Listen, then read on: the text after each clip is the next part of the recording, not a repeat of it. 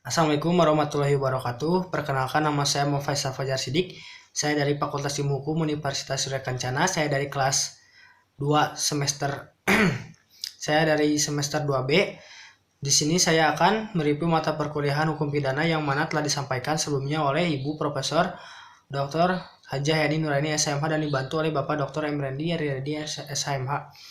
Langsung saja di sini saya akan mereview mata kuliah hukum pidana yang mana tentang alasan penghapus pidana. Adapun alasan penghapus pidana yaitu alasan yang memungkinkan seorang melakukan perbuatan yang memenuhi rumusan delik atau tindak pidana tetapi tidak dapat dipidana.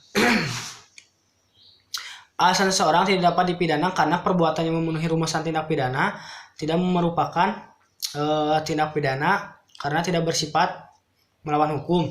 Kemudian perbuatan tersebut tidak dapat dikualifikasikan tindak pidana sebagai pelaku tidak dapat dimintai pertanggungjawaban karena tidak ada kesalahan. Begitupun atas dasar itulah doktrin ilmu hukum membedakan atas alasan pembenar dan alasan pemaaf.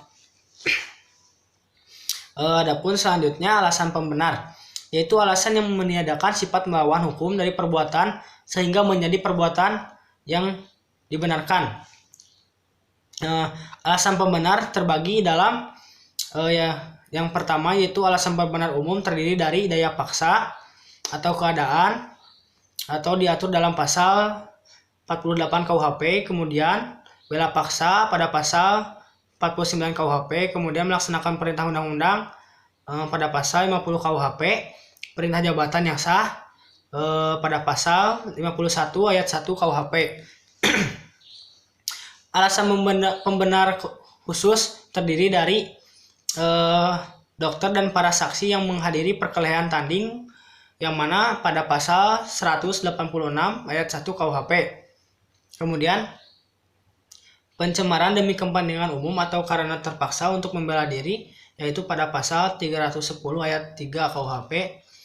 Dan yang dihina dengan putusan hakim yang menjadi tetap dinyatakan bersalah atas hal yang dituduhkan pada pasal 314 KUHP.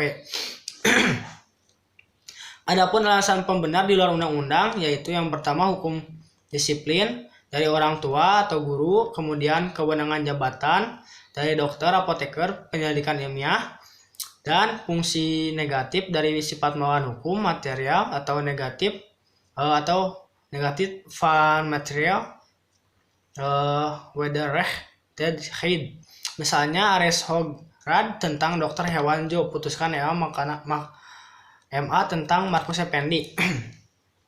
Kemudian adapun alasan pemaaf yaitu alasan yang mana meniadakan kesalahan pelaku tindak pidana sehingga pelaku dapat melakukan perbuatan yang bersifat melawan hukum.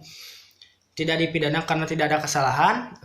Alasan pemaaf itu sendiri terdiri dari yang pertama alasan pemaaf umum yang mana ketidakmampuan bertanggung jawab pada pasal 44 KUHP, kemudian daya paksa dalam arti sempit pasal 48 KUHP, kemudian bela paksa yang melampaui batas yaitu pada pasal 49 ayat 2 KUHP, dan yang terakhir perintah jabatan yang tidak sah pada pasal 41 ayat 2. Adapun alasan pemaaf khusus yaitu yang mana mempersiapkan atau memperlancar perubahan ketatanegaraan dalam arti umum pasal 110 ayat 4 KUHP.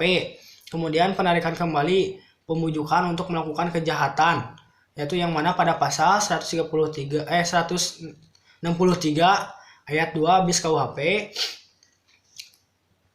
Kemudian tidak melaporkan kepada yang berwajib atau yang terancam apabila ada kejahatan yang tertentu pada pasal 166 KUHP. Begitupun pencurian antara suami istri pada pasal 367 ayat 1 KUHP. Dan terakhir insubordinasi tidak jadi yaitu pada pasal 46 ayat 3 KUHP. Adapun alasan pemaaf di luar undang-undang tidak ada kesalahan sama sekali.